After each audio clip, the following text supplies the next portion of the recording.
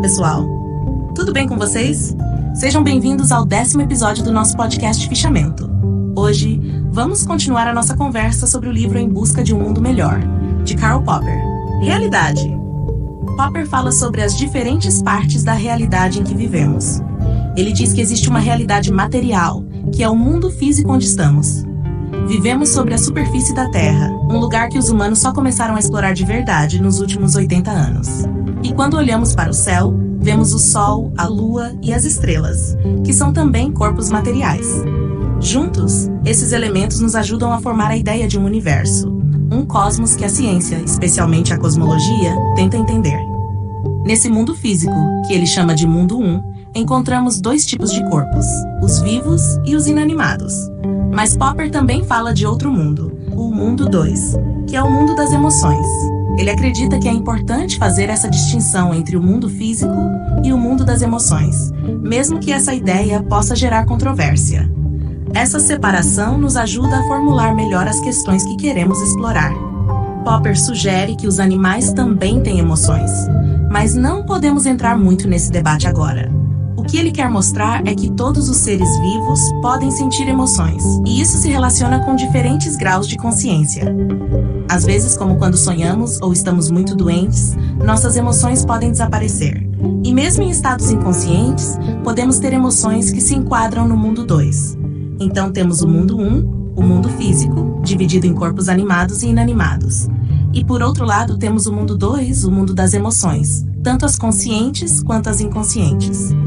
Agora Popper introduz o mundo 3, que é o mundo dos produtos da mente humana. Isso inclui tudo que criamos, como livros, músicas, esculturas e até objetos materiais, como panelas e computadores. Ele quer que a gente entenda que todos esses produtos que vêm da nossa atividade intelectual fazem parte desse terceiro mundo. Portanto, segundo Popper, nossa realidade é composta por esses 3 mundos que estão interligados e se influenciam de alguma forma. Esses mundos são: 1. Mundo 1, o mundo físico, que envolve corpos e fenômenos materiais. 2. Mundo 2, o mundo psíquico, que envolve nossas emoções e processos mentais. 3. Mundo 3, o mundo dos produtos intelectuais, que inclui tudo que criamos com nossa mente. Alguns filósofos acreditam apenas no mundo 1, os materialistas, enquanto outros acreditam só no mundo 2, os imaterialistas. Um dos mais conhecidos imaterialistas foi o físico Ernst Mach, que dizia que só as sensações são reais, negando a existência da matéria. Outros filósofos, chamados dualistas, aceitam a realidade dos 2 mundos. Popper, no entanto, vai além. Ele acredita na realidade tanto do mundo 1 quanto do mundo 2 e também nos produtos que criamos, que pertencem ao mundo 3. Ele argumenta que existem aspectos imateriais desse mundo, que são muito importantes, como os problemas e as questões que surgem do nosso intelecto. E, por fim, Popper fala sobre a sequência desses mundos. O mundo 1, a parte inanimada, é o mais antigo. Depois vem a parte animada do mundo 1, que é mais recente, e logo depois surge o mundo 2, o das emoções. Com o ser humano aparece o mundo 3, que é o mundo da cultura e dos produtos intelectuais. É uma discussão fascinante que nos ajuda a entender melhor como interagimos com a realidade e como construímos nosso conhecimento. Agora vamos falar mais detalhadamente sobre cada um desses 3 mundos, começando pelo mundo físico 1. Quando falamos sobre a realidade, é importante entender por que o mundo físico 1 é considerado o mais real dos 3 mundos que Popper menciona. Para ele, o conceito de realidade começa com o que conhecemos do mundo físico, e isso é exatamente o que quero destacar. Um exemplo interessante é o do bispo anglicano George Berkeley, que negou a realidade dos corpos materiais. Samuel Johnson, seu contemporâneo, rebateu essa ideia de uma forma bem prática. Ele deu um pontapé em uma pedra. A resistência que a pedra ofereceu mostrou a ele a realidade da matéria. Essa resistência é o que nos ajuda a perceber que algo é real. É como um ricochete que nos faz entender a realidade de forma tangível. Assim como um bebê aprende a reconhecer o que é real ao tocar em objetos e sentir sua resistência, nós também percebemos a realidade através do contato. Uma parede, por exemplo, é real porque podemos sentir sua solidez. Os objetos que podemos segurar são particularmente reais para nós. A ideia central aqui é que as coisas materiais são a base do conceito de realidade. Quando algo age sobre um objeto ou oferece resistência, isso também é considerado real. Por exemplo, a água e o ar são reais porque interagem com os objetos ao nosso redor. Forças como a gravidade, a eletricidade e até mesmo o calor e o frio são também aspectos da realidade, pois afetam o nosso mundo de maneiras bem concretas. Portanto, o que é real é tudo aquilo que pode influenciar ou oferecer resistência a nós e a outros objetos. Isso inclui tudo, desde a Terra e o Sol até a Lua e as estrelas. Em resumo, o cosmos é real, e essa é a base do que entendemos por realidade no mundo físico 1.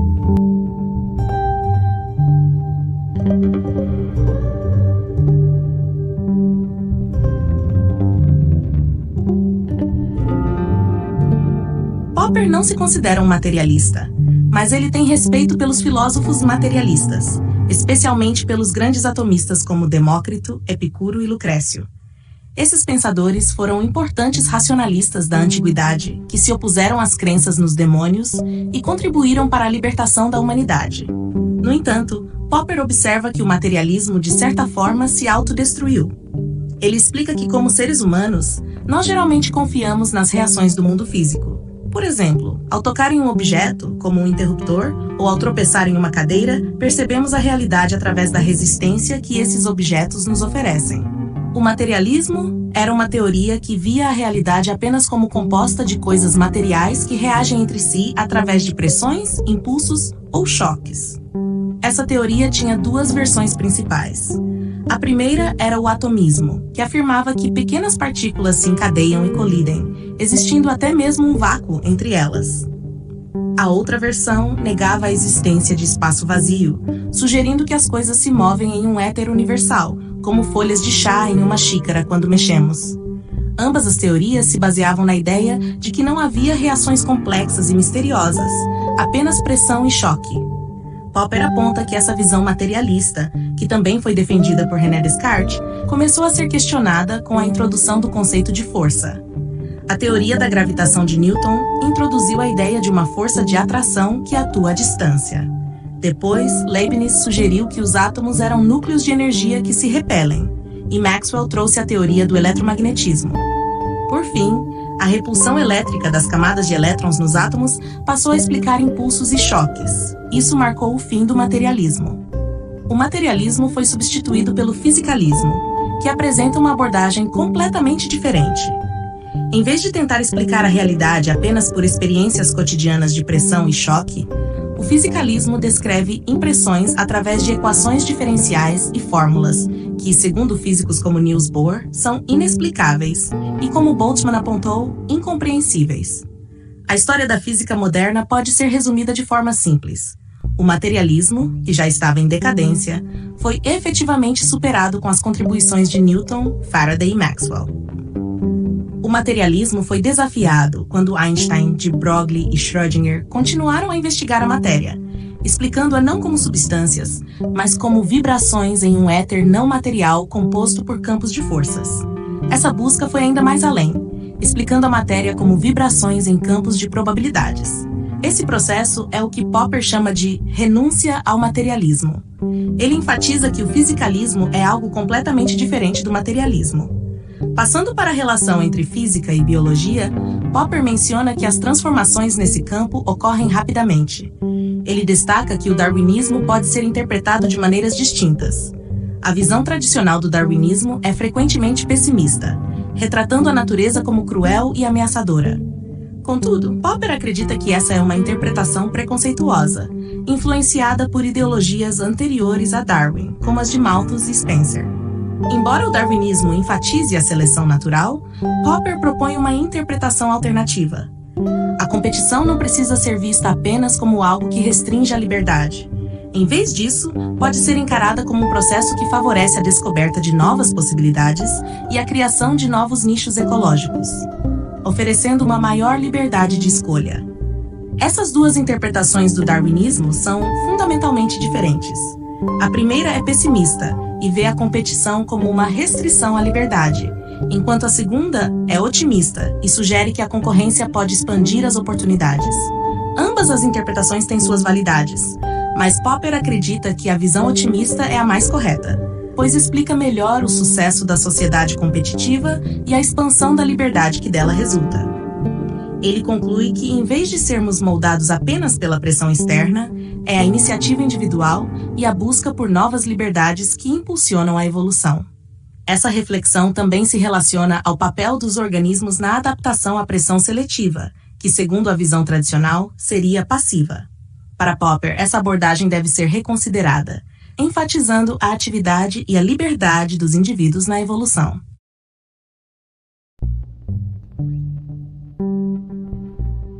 Em uma análise sobre a evolução e a adaptação, frequentemente se atribui pouco valor à ideia de que todos os fenômenos da evolução podem ser explicados pela pressão seletiva externa. A única contribuição interna provém das mutações e da diversidade genética. No entanto, há uma interpretação que destaca a atividade de todos os seres vivos, semelhante ao que Bergson propõe. Cada organismo está sempre resolvendo problemas, sendo o mais fundamental deles a sobrevivência. Entre os muitos desafios que surgem, um dos mais importantes é a busca por melhores condições de vida, como mais liberdade e um mundo melhor. A partir da seleção natural e possivelmente da pressão seletiva externa, surge uma pressão seletiva interna que se torna mais forte.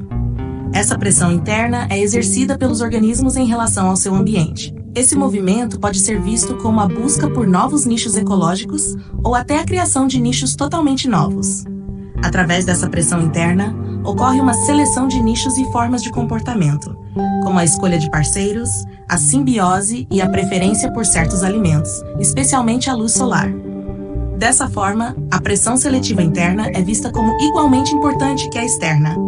Os organismos buscam novos nichos, sem necessidade de mudanças orgânicas imediatas, e as modificações ocorrem mais tarde, influenciadas pela seleção do nicho que escolheram ativamente. Nesse contexto, pode-se imaginar uma interação contínua entre as pressões seletivas externa e interna. A teoria tradicional tende a considerar a pressão externa como a principal responsável pela atividade, enquanto a nova interpretação propõe que os organismos são os agentes ativos nesse processo. Ambas as perspectivas representam ideologias que explicam o mesmo fenômeno, mas a questão persiste. Existe um fato que possa ser explicado de maneira preferencial por uma das interpretações? É claro que existem dados que sustentam a interpretação antiga, como os casos de catástrofes ambientais, que não dependem da escolha dos organismos, mas da presença acidental de mutantes. Um exemplo é o melanismo industrial na Inglaterra, onde borboletas se tornaram mais escuras devido à poluição. Esses casos excepcionais explicam o apelo da visão pessimista do darwinismo. O que se argumenta, no entanto, é que há um fato que revela o triunfo da vida sobre um ambiente inanimado. É amplamente aceito que houve uma célula primordial, uma protocélula, da qual toda a vida evoluiu. Essa célula original sobreviveu, e todos os seres vivos de hoje são descendentes diretos dela. Para ilustrar, uma célula tem 3 possibilidades: morrer, se dividir ou fundir-se com outra. A divisão e a fusão não representam a morte, mas sim a multiplicação da vida. Assim, a protocélula, que surgiu há bilhões de anos, continua a existir em trilhões de células que hoje habitam nosso planeta. Portanto, todos somos essa célula primordial que sobreviveu. Em vez de vermos o ambiente como um lugar hostil que nos ataca, podemos entendê-lo como um espaço onde um organismo minúsculo aprendeu a sobreviver e a embelezar seu mundo ao longo dos bilhões de anos. Se houver um conflito entre a vida e o meio ambiente, é a vida que triunfa. Essa visão, que se afasta da interpretação tradicional, sugere que vivemos em um mundo que se tornou mais bonito e acolhedor graças à busca ativa da vida por um ambiente melhor. Entretanto, muitos ainda acreditam na ideia da maldade intrínseca do mundo e da sociedade, que pode desencorajar os jovens e levá-los ao desespero ou à violência. Em resumo, as ideologias sobre a pressão seletiva interna e externa apresentam visões diferentes sobre a vida. A antiga considera o meio ambiente hostil, enquanto a nova vê os organismos como ativos, sempre buscando resolver problemas e construir novos nichos ecológicos. A vida, em sua busca incessante por adaptação, transforma e melhora o ambiente, criando condições mais favoráveis à existência. Essa compreensão é vital para encorajar uma perspectiva mais otimista sobre a evolução e o nosso papel no mundo.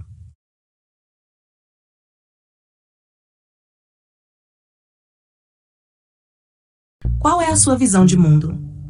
Quando olhamos ao nosso redor, podemos perceber que existem duas maneiras principais de enxergar as coisas.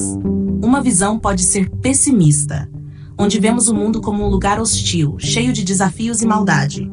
Nessa perspectiva, parece que estamos sempre lutando contra forças externas que querem nos derrubar. A outra visão é mais otimista. Nela, acreditamos que, apesar das dificuldades, a vida está sempre buscando melhorar. Nessa perspectiva, cada um de nós é ativo, buscando soluções e construindo um mundo melhor. Essa visão nos encoraja a ver as belezas ao nosso redor e a nos conectar com os outros de forma positiva. Agora eu pergunto, como você enxerga o mundo? Você se sente mais inclinado a ver as dificuldades ou as oportunidades? Pense sobre isso. E se você gostou do tema de hoje, continue acompanhando o nosso podcast. Vamos juntos explorar mais ideias e reflexões que podem transformar nossa maneira de ver a vida. Não perca os próximos episódios!